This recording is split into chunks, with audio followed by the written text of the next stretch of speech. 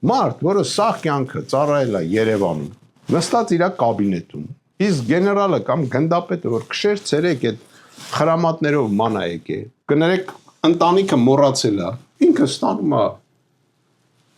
միջին մի հատ ինչ-որ թոշակ։ Իսկ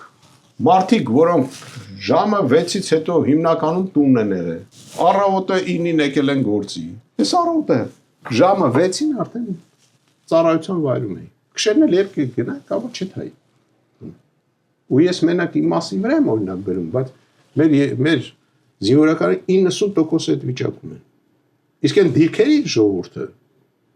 օրերով, ամիսներով չեն հետում։ Ու ստանում են ընտանեկան խնդիրներ, ֆինանսական անբավարարություն, տուն չունեն, տեղ չունեն, ոչ մի բան չունեն։ Ու այսօր իրանք վատ են ապրում, պետք է տաքսի քշեն, այդ մարդիկ, որ տուն պահեն։